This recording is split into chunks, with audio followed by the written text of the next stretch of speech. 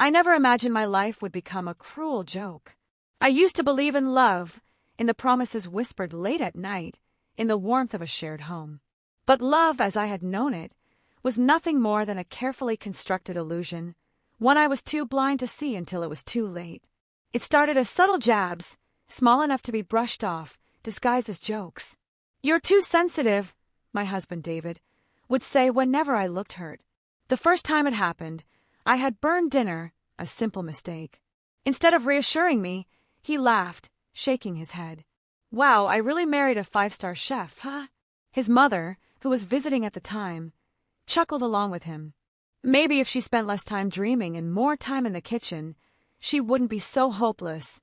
I laughed with them, forcing a smile. It was easier that way. But the jokes never stopped. Over time, they became sharper, more cutting. My weight, my clothes, my ambitions, nothing was off limits. When I expressed wanting to go back to school, David smirked. "College? At your age? What? So you can waste more money on something you'll never use?"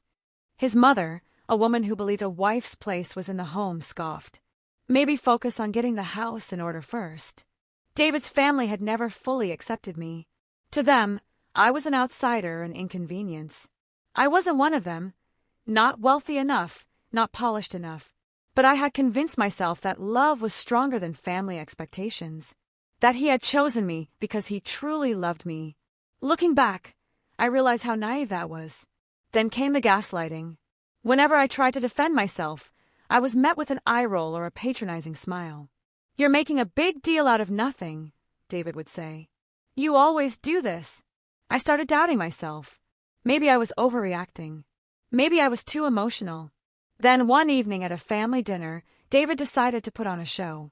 He leaned back in his chair, grinning as he recounted an embarrassing story from our honeymoon, the time I had gotten lost in a foreign city and panicked. "You should have seen her, Mom.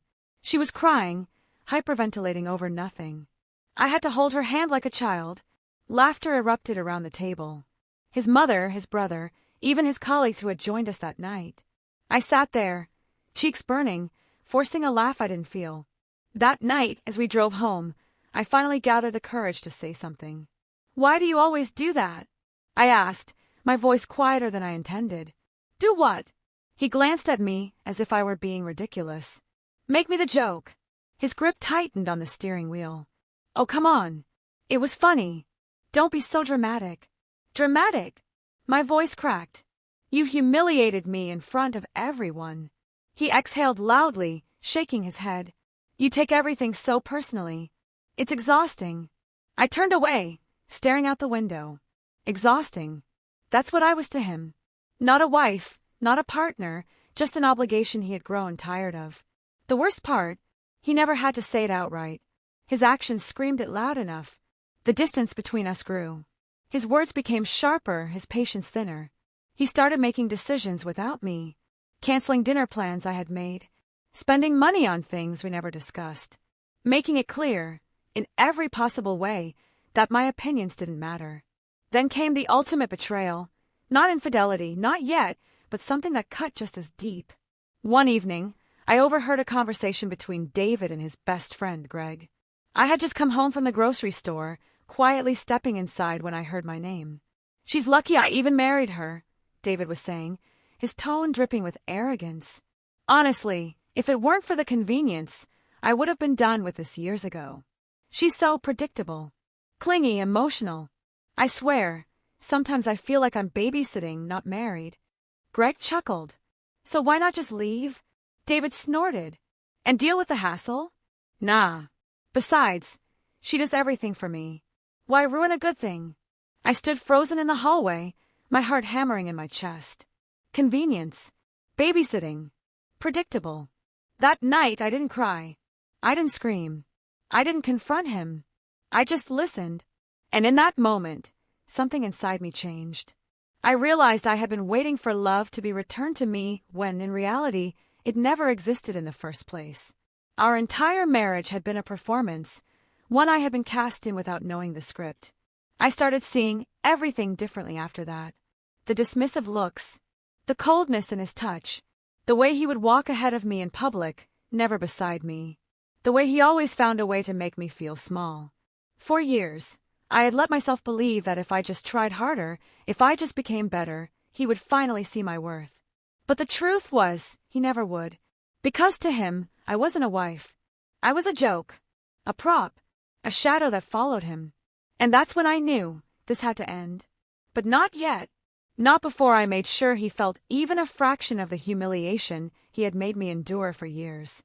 Not before I shattered his perfect image, exposing the lies he had so carefully woven.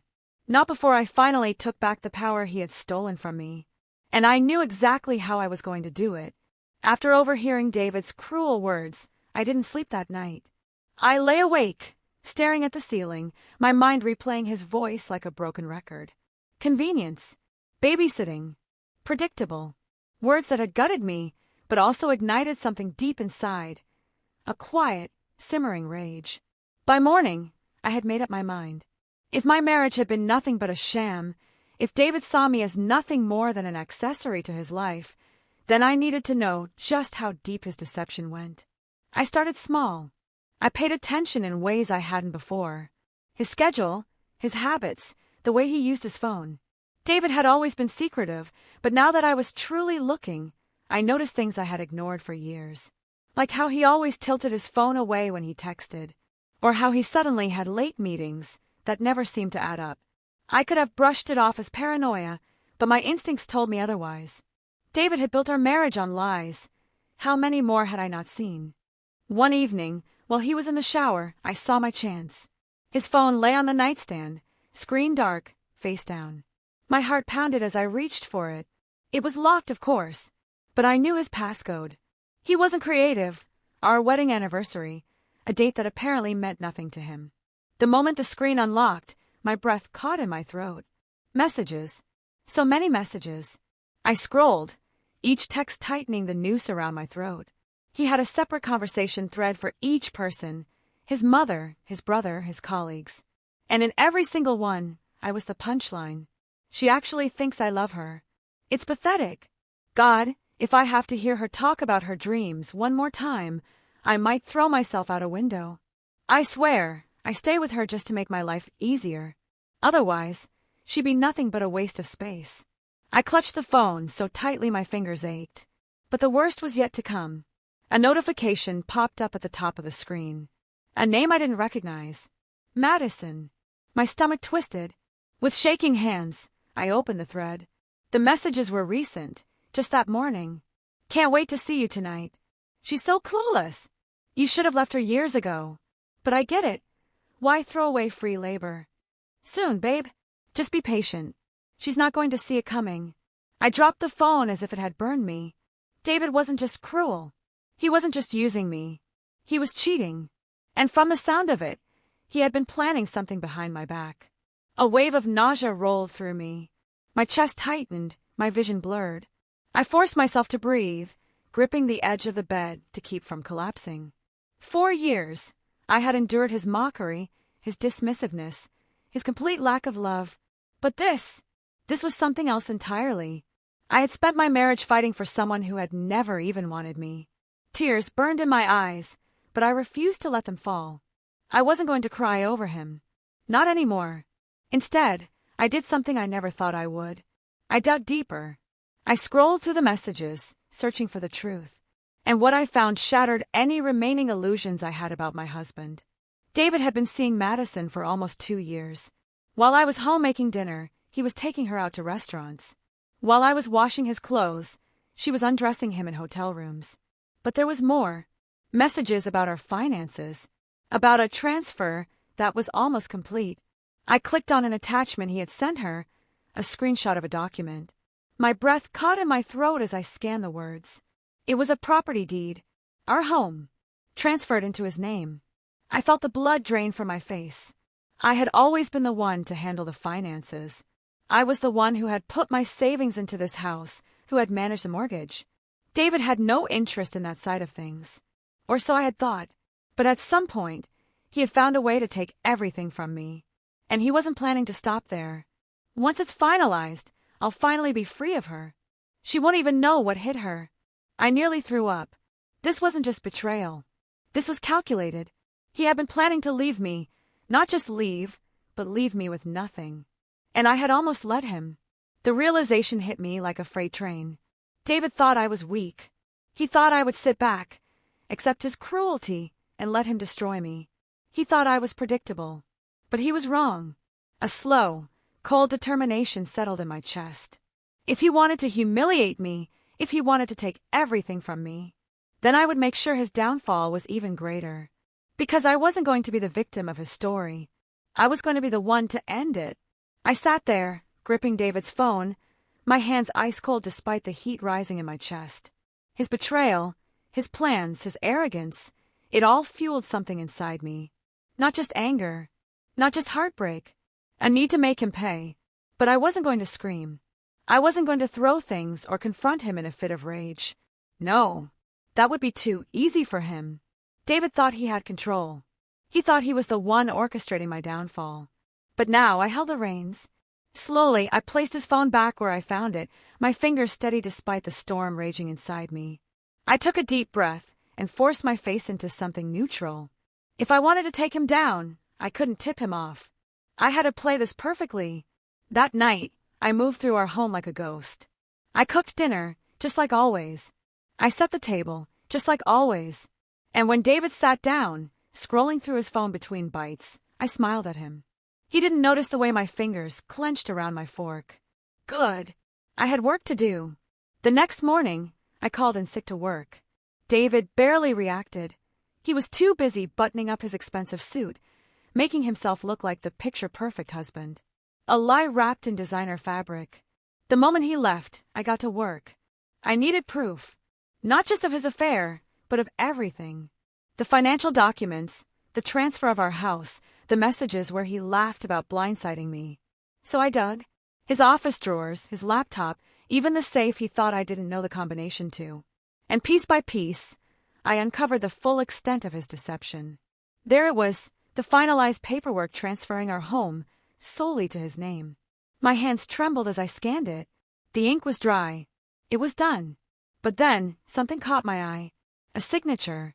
Mine. Except, I had never signed it. My stomach twisted. He had forged my signature. He had committed fraud, and he was so confident I'd never question it. A slow smile spread across my lips. Perfect. Because now I had leverage. David's birthday was just around the corner. And if I knew my husband, he would want a spectacle. He loved showing off, loved throwing extravagant parties, being the center of attention. It was one of the few things he truly enjoyed. And this year, I was going to give him a celebration he'd never forget. So, I did what any devoted wife would do. I made plans. I sent out invitations to everyone. His parents, his brother, his colleagues, his closest friends, even some of my friends, just for an audience who'd appreciate the fallout. And of course, I made sure Madison got an invite too. She wouldn't be able to resist. She'd want to be there, basking in the victory she thought she had already won. Let her come. Let them all come. I wanted an audience. With the party set, all I had to do was bait him. So I played my role. For days, I acted like the same oblivious, doting wife he thought I was. I let him think he was winning. I smiled when he made snide comments. I kissed his cheek when he left for his late meetings. And when he brought up his birthday, I played along. Oh, don't worry, I told him sweetly. I have something special planned. David smirked, completely unaware of the knife I was sharpening for his back. Good. The night before the party, I made my last preparations. The evidence. Printed, copied, and ready to be displayed. Every text message, every financial document, every little piece of his deceit. The house, perfectly arranged. A stage set for his fall. And me. I stood in front of the mirror, staring at my reflection. The woman looking back at me wasn't the same one who had overheard her husband mocking her. She was stronger, sharper, ready. David had spent years laughing at me, treating me like I was nothing. Tomorrow, the whole world would laugh at him. The night had finally arrived. The house was spotless, gleaming under the soft glow of carefully placed lights.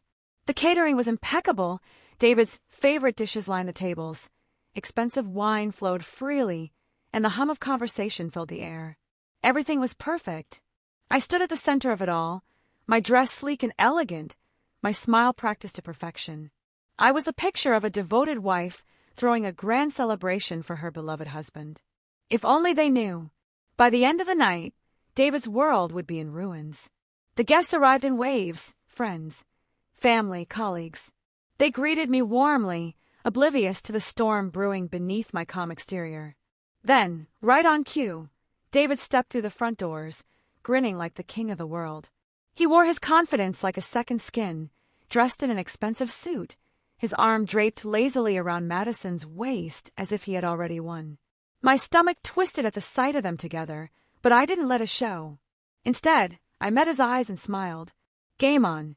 Happy birthday, darling," I said, stepping forward to kiss his cheek. David smirked, thinking he had me fooled. I turned to Madison, my expression polite. "You made it. I wasn't sure you'd come." She smiled, all smug and self-satisfied. Oh, I wouldn't miss this for the world. Neither would I. The party unfolded like any other. Drinks flowed, laughter echoed, and David basked in the attention. He thrived in moments like this, surrounded by admiration, convinced of his own importance. He made rounds, shaking hands, cracking jokes, completely unaware that the ground beneath him was already crumbling. I played my part, mingling, keeping the energy light. Every time David looked at me, he saw exactly what he expected, a devoted, clueless wife. And then, as the night reached its peak, I tapped my glass with a spoon. The room quieted. David turned, brow raised in curiosity. "Everyone," I began, my voice steady poised. "I just want to take a moment to say a few words about my wonderful husband." David's smirk widened. He loved attention. He thought this was about him. It was, just not in the way he expected. I inhaled deeply, letting the silence stretch for a moment before I began. When David and I first got married, I thought I had found my forever. My voice was warm, nostalgic. I believed in love and trust, in the idea that marriage meant something. David tilted his head slightly, still unaware. "But recently," I continued, "I learned something interesting. Something life-changing." A flicker of confusion crossed his face. He glanced at Madison, who gave a small shrug. "Good. Let them squirm." "I learned," I said, stepping forward, voice sharp as a knife, "that my loving husband, my devoted partner, has been lying to me. For years." A murmur rippled through the room. David stiffened. I turned my gaze to Madison, letting my lips curl into something that wasn't quite a smile. "And as it turns out, he hasn't been very discreet about it." Madison's face paled slightly. David's expression darkened. "What are you talking about?" His voice was low, warning. I ignored him. "Would you like to see?" I asked the crowd, and before David could move, I picked up the remote and pressed play. The large screen behind me flickered to life. And then there it was. The messages, the videos, the undeniable proof of his betrayal, flashing in front of his friends, his family, his colleagues. David's smirk vanished. Gasps filled the room. Horrified whispers. Someone let out a low whistle. And Madison? She stood frozen, color draining from her face as her own text messages appeared for everyone to see.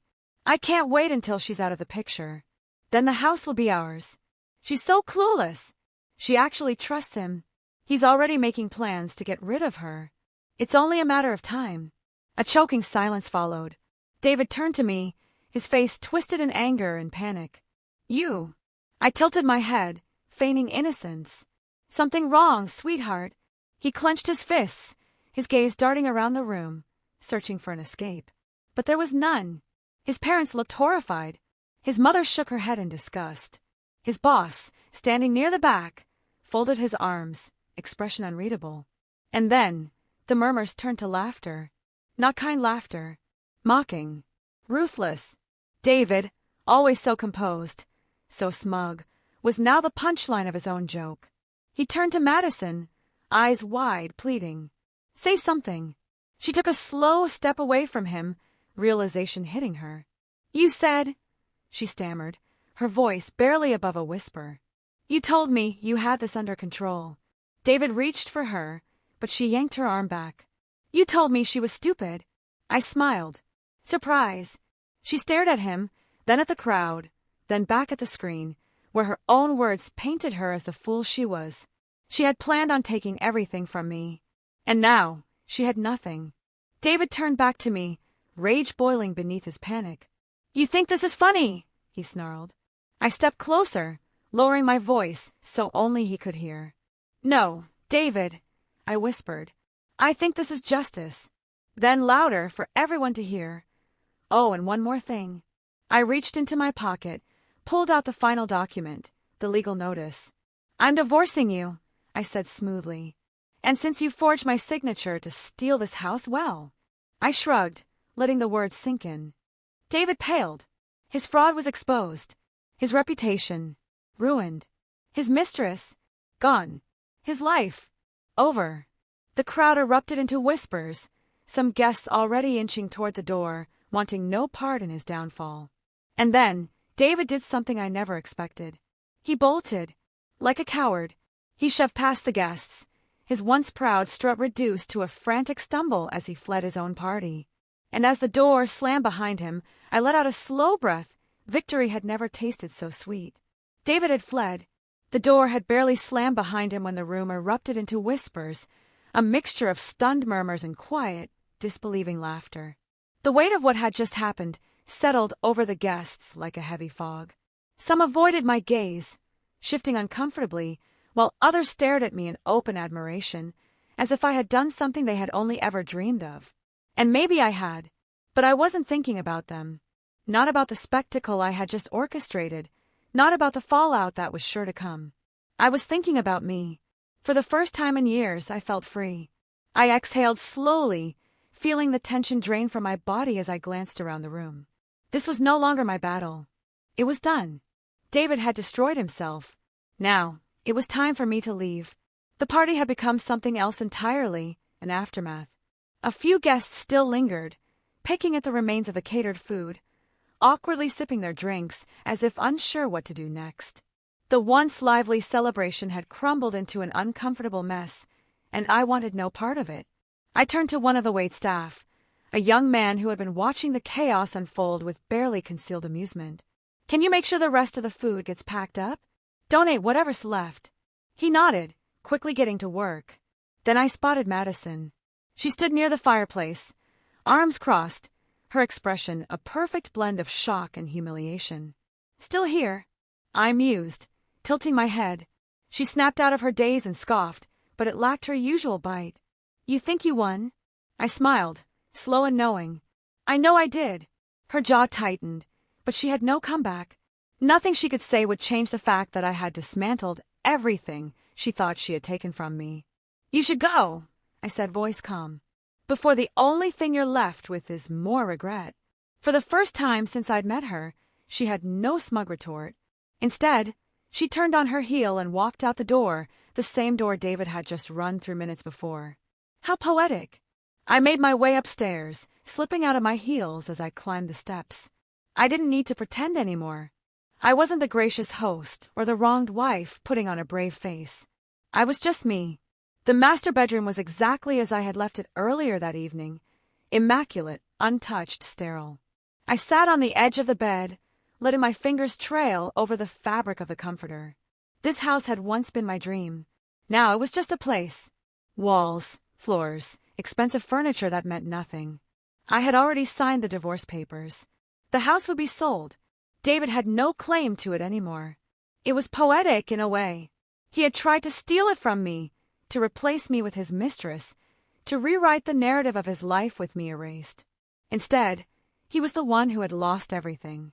I stood, smoothing the wrinkles from my dress, and took one final look around. Then I grabbed my suitcase, and I left. The night air was crisp as I stepped outside, my car waiting in the driveway. I slid behind the wheel, tossing my suitcase onto the passenger seat. And then, for the first time in years, I allowed myself to breathe. No more pretending. No more walking on eggshells, waiting for the next betrayal. No more David. I turned the key in the ignition, the engine purring to life. But before I drove away, I took a moment to glance at the house one last time. It had once been filled with promises, love, security. But none of it had been real. Letting out a slow breath, I shifted into drive. And without another thought, I left it all behind. The highway stretched before me, endless and open. With each mile, I felt the weight of my past lifting, piece by piece, until all that remained was a quiet kind of peace. David would try to reach out. I knew that much. He would call, text, try to bargain, try to spin the story in his favor. But it didn't matter. I wouldn't answer. I had spent too many years believing in a man who had never truly loved me. Now I was done. A smile tugged at my lips as I rolled down the window, letting the cool night air wash over me. I didn't know exactly where I was going, but I knew one thing for certain. I was never looking back.